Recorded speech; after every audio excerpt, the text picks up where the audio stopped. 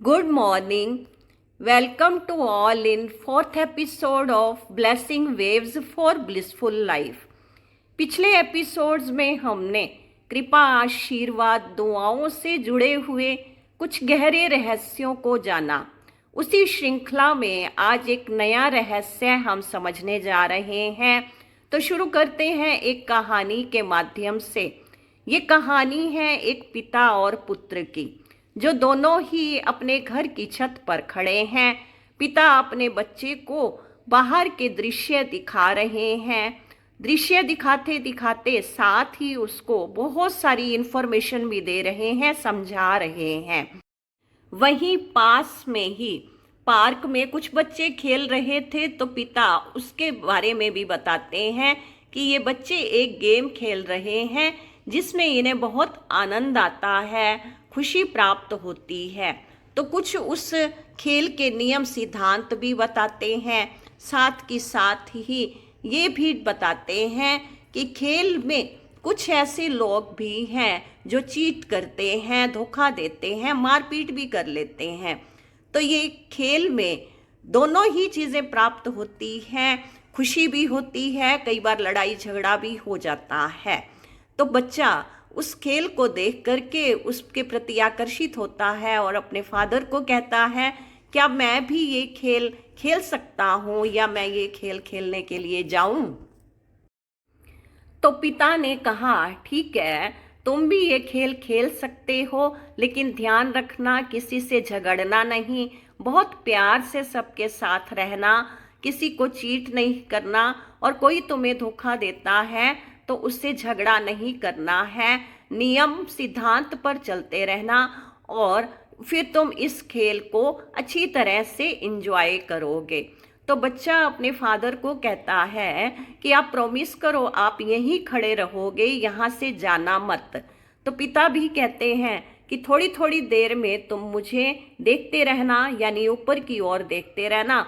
मैं ऊपर से तुम्हें कुछ ना कुछ इशारा करता रहूँगा, तो मैं देखता रहूँगा कि तुम्हारी गेम सही चल रही है, या जो भी तुम्हें डायरेक्शन देना होगा मैं ऊपर से इशारा कर दूँगा, और कुछ आने वाली समस्या होगी तो उसके बारे में भी तुम्हें पहले से इन्फॉर्म कर दूँगा। तो दोनों ही आपस में कमिटमेंट करते हैं। बच्चा खेलने के लिए नीचे चला जाता है। नीचे जा कर के वो अपने पिता के द्वारा कही हुई बातों को अच्छी तरह से याद रखता है। उसी के अनुसार वो खेल खेल रहा है। थोड़ी थोड़ी देर में अपने पिता की तरफ भी देखता है। पिता उससे इशारा करते हैं, डायरेक्शन देते हैं, और वो बड़ी मस्ती से, खुशी से खेल में एंजॉय कर रहा है। लेकिन काफ़ी देर के बाद वो खेल खेलते खेलते उसमें इतना मस्त हो जाता है, अब वो अपने पिता की तरफ देखना ही भूल जाता है। जैसे ही वो ऊपर देखना भूल जाता है, उसका कनेक्शन पिता से कट जाता है। तो यहाँ खेल में उसका लड़ाई झगड़ा होने लग जाता है, उसको कहीं ना कहीं से धोखा मिलने लग जाता है, मारपीट हो जाती है। तो इस तरह से वो बहुत परेशान, उदास हो जाता है, यहाँ तक कि वो भूल जाता है कि ऊपर उसके फादर खड़े हैं। तो वहाँ अब उस खेल से उसे अब कोई खुशी प्राप्त नहीं हो रही है। अब वो सबसे कट करके अलग जा करके उदास होकर के बैठ जाता है। तो इस तरह से पिता देखते हैं कि बच्चा क्यों इस तरह से इतना परेशान है, उसकी मदद करना चाहते हैं, लेकिन बच्चा उनकी तरफ देख ही नहीं रहा है। अब वो ऊपर से अगर आवाज़ लगाते भी हैं, लेकिन बच्चा वो जो वहाँ खेल रहा है, वहाँ नीचे इतना शोर है कि आवाज़ उसके पास पहुँचती नहीं है। तो वो एक युक्ति निकालते हैं, अपनी जेब से 1 रुपए का सिक्का निकालते हैं और उसकी तरफ फेंकते हैं। तो वो बच्चा उस रुपए के सिक्के को उठाता है, अपनी जेब में डाल लेता है। थोड़ी देर के बाद पिता फिर से उसकी तरफ एक अब नया सिक्का फेंकते हैं, तो वो भी अब उठा करके डाल लेता है।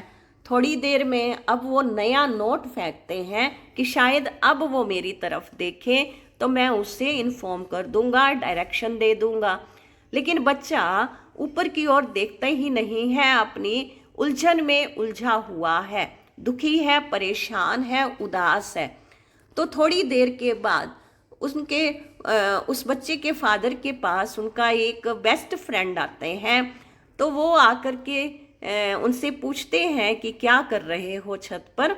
तो वो सारा कुछ बताते हैं और नीचे बैठे हुए उदास बच्चे की तरफ भी देखते हैं और बताते हैं कि मैं कितनी देर से चाह रहा हूँ ये मेरी तरफ देखे, और मैं इसकी और कुछ न कुछ फेंक भी रहा हूँ, दे भी रहा हूँ, लेकिन ये फिर भी नहीं देख रहा है। तो उनका फ्रेंड उनको कहता है कि मैं एक अगर सलाह दूं तो मानोगे? तो कहते ठीक है बताओ। तो अब वो फ्रेंड कहता है कि ये छोटे छोटे कुछ पत्थर पड़े हैं, उनमें से एक पत्थर, एक कंकर आप इसकी तरफ फेंको, जो इसे लगेगा फिर ये ऊपर की ओर देखेगा। तो फादर ने कहा नहीं, ऐसा नहीं कर सकता मैं, क्योंकि वो बच्चा पहले से ही उदास है, परेशान है, और उसको अगर ये कंकर पत्थर मारा तो उसे लगेगा, चोट लगेगी, दर्द होगा, मैं ये सहन नहीं कर सकता, मैं ऐसा नहीं करूँगा। लेकिन अब बच्चा देख भी नहीं रहा है, बच्चा भूल चुका है। तो फ्रेंड ने कहा कि मुझे एक चांस दो, मैं करके देखता हूँ। तो पिता ने कहा मुझसे तो होगा नहीं, मैं देख भी नहीं सकता इस तरह से। लेकिन फ्रेंड ने रिक्वेस्ट की और कहा कि फाइनली पक्का आपको कि आपका बेटा आपकी तरफ देखेगा। तो उसने उनके फ्रेंड ने एक पत्थर उठाया, कंकर उठाया और उसकी तरफ फेंका। तो उसकी तरफ फेंका तो उसे थोड़ा सा लगा, थोड़ा दर्द हुआ और थोड़ा उसने अपने आप को मसला और सहलाया और फिर से वैसे का वैसा ही बैठा रहा। तो मित्र ने सोचा कि अरे ये तो अभी भी नहीं देख रहा। फिर उसने थोड़ा सा बड़ा कंकर उठाया और उसको उसके ऊपर फिर से फेंका। जैसे ही वो उसके माथे पे जाके लगा जोर से, तो तुरंत ऊपर की तरफ उसने देखा तो देखा कि ऊपर दो व्यक्ति खड़े हैं। एकदम से बच्चा चिल्लाने लगा कि आपने मुझे पत्थर क्यों मारा? मैं पहले से ही इतना परेशान हूँ, आप लोग कौन हो? आपने मुझे ये पत्थर क्यों मारा है? तो वो जो फादर के फ्रेंड थे वो उसे समझाते हैं कि हमने तुम्हें मारा नहीं है, हम तुम्हें बुलाना चाहते थे, तो बुलाने के लिए ये कंकर तुम्हारी तरफ फेंका गया है।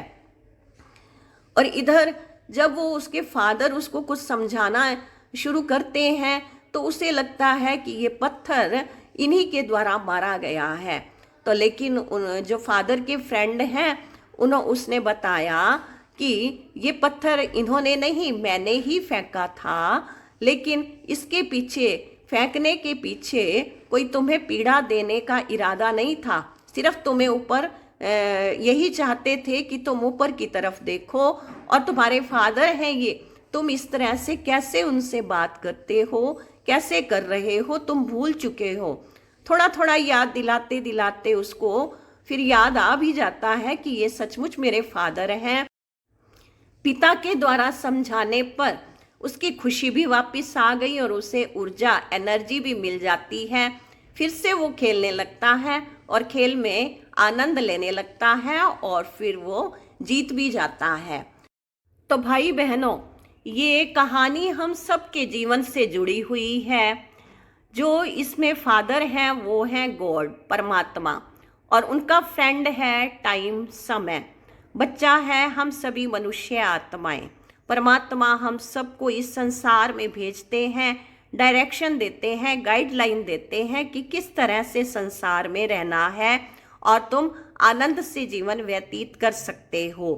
तो यहाँ लेकिन संसार में आने के बाद तुम थोड़ी थोड़ी देर पे मेरी तरफ देखते रहना, मुझसे कनेक्ट रहना, तो मैं तुम्हें डायरेक्शन देता रहूँगा और तुम अपने संसार में जीवन जीते हुए आनंद प्राप्त कर सकते हो। तो हम सभी मनुष्य आत्माएं इस संसार में आए, हमने परमात्मा से जो प्रॉमिस किया हुआ था तो हम उसको भूल गए। जैसे वो बच्चा भूल गया था, तो हम भी जैसे इस संसार के आकर्षणों में आकर्षित होकर के परमात्मा को जब हम भूल जाते हैं, तब समय जो परमात्मा का मित्र है वो भी कहता है कि ठीक है, मैं इन्हें थोड़ा सा जागरूक करता हूँ, सावधान करता हूँ। तो समय परमात्मा की हेल्प करता है, और वो इस तरह से जब हमें देखता है कि सभी जो मनुष्य आत्माएं परमात्मा से विमुख हैं, बेमुख हैं, और परमात्मा उनको इतने सुख साधन सुविधाएं प्रदान कर रहे हैं, लेकिन फिर भी वो ईश्वर से कनेक्ट नहीं हैं और फिर संसार में वो उलझे हुए हैं। तो समय अपनी एक नई चाल से, अपनी नई युक्ति से मनुष्य आत्माओं को परमात्मा से जोड़ने के लिए कोई ना कोई छोटे मोटे कंकर उनकी तरफ फेंकता है। तो वो जब कंकर हैं, वो कंकर हैं दुख, परेशानियां, समस्याएं, चुनौतियां। तो जब वो हमें लगते हैं तो हमें कई बार ईश्वर से शिकायत हो जाती है कि परमात्मा हमें दुख क्यों दे रहे हैं। लेकिन जैसे हमने कहानी में देखा कि फादर कभी भी अपने बच्चे को दुख नहीं देना चाहते थे, और लेकिन सिर्फ जो समय ने ये युक्ति रची थी वो भी इसीलिए कि वो बच्चा अपने फादर की ओर देखे।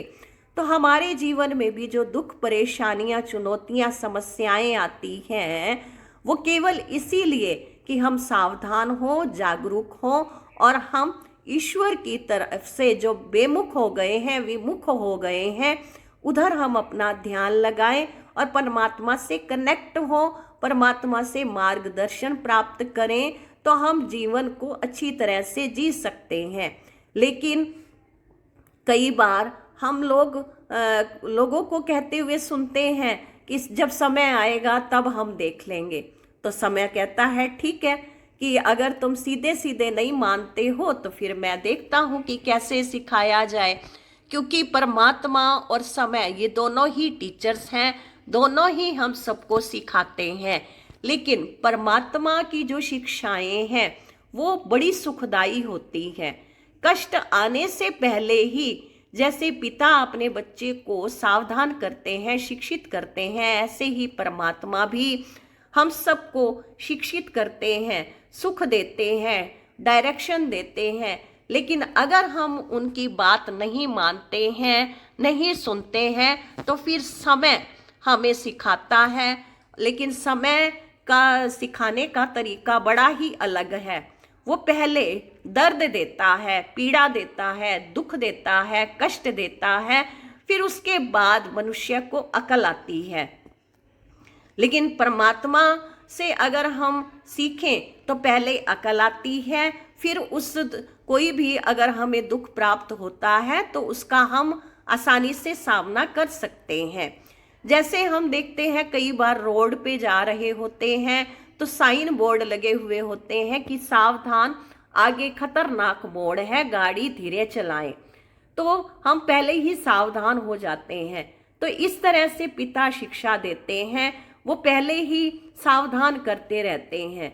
लेकिन जो समय शिक्षा देता है, समय से जब हम सीखते हैं तो पहले हमें चोट लगती है, फिर हमें अकल आती है। पहले हम दुख दर्द भोगते हैं, फिर हमें वो समझ मिलती है। तो दोनों ही हमें समझाना चाहते हैं। अब ये हमारी चॉइस है कि हम परमात्मा की शिक्षाओं के द्वारा सीखें या पहले ही हम सीख जाएं, कोई दुख दुविधा आने से पहले ही हम नियम सिद्धांतों को समझ लें, या कोई दर्द दुख पीड़ा आएगी तब हम समझें। ये हमारी चॉइस है। परमात्मा के द्वारा मिली हुई शिक्षाएं वो समय से पहले प्राप्त होती है, लेकिन समय से मिली हुई शिक्षा वो पहले चोट मिलती है और बाद में फिर हमें शिक्षा प्राप्त होती है। तो इस कहानी से हमें ये शिक्षा मिल रही है कि परमात्मा कभी किसी को दुख नहीं देते हैं, वो हमेशा हमें मार्गदर्शन देते हैं, सुख देते हैं। लेकिन हम लोग उनकी तरफ से बेमुख विमुख होकर के उनकी सुविधाओं को प्रयोग तो कर लेते हैं, उनका उपयोग करते हैं, हम उनके प्रति कृतज्ञ भी नहीं होते हैं, उनको इग्नोर करते हैं, कभी धन्यवाद आभार भी नहीं करते हैं। तो इस जीवन में आने वाले दुख और समस्याएं वो हमें केवल सावधान करते हैं और हमें जागरूक करते हैं कि हम डबल अटेंशन दें, हम अपने उद्देश्य को याद रखें और जीवन में हम आनंद प्राप्त करें। तो भाई बहनों से हमारी प्रार्थना है कि कभी भी अपने जीवन में आने वाले दुखों के प्रति परेशान मत हो, उसे एक नया संदेश समझ करके उससे हमें क्या सावधानी प्राप्त हो रही है, क्या शिक्षा मिल रही है, अगर हम उसको समझ लेते हैं तो वो दर्द दुख हमारा जल्दी समाप्त हो सकता है। क्योंकि जीवन में दुख परेशानियां तो आएंगी ही। अगर हम पिता परमात्मा के साथ अपना कनेक्शन रखते हैं तो वो दुख परेशानियां हमें पीड़ा नहीं देंगी, कष्ट नहीं देंगी। हम उन दुखों का सामना करते हुए, नई शिक्षाओं को ग्रहण करते हुए, सावधान होते हुए अपने जीवन को आनंद पूर्वक जिएंगे। तो आप सबका बहुत बहुत धन्यवाद, बहुत बहुत आभार। तो आप सबके लिए शुभकामना है कि सबका ही कनेक्शन ईश्वर से जुड़ा रहे और परमात्मा पिता से डायरेक्ट कनेक्शन रखते हुए, उनसे नए नए इशारे लेते हुए, संकेत लेते हुए, मार्गदर्शन लेते हुए अपने जीवन की यात्रा को हम बड़े अच्छी तरह से अपने उद्देश्य को पूर्ण करते हुए संपन्न करें। तो आप सबका बहुत बहुत धन्यवाद। सबके सुंदर स्वास्थ्य, सुरक्षित जीवन के लिए शुभ भावनाएं और शुभकामनाएं। ईश्वर से प्रार्थना है कि उनकी छत्र छाया सबके ऊपर बनी रहे।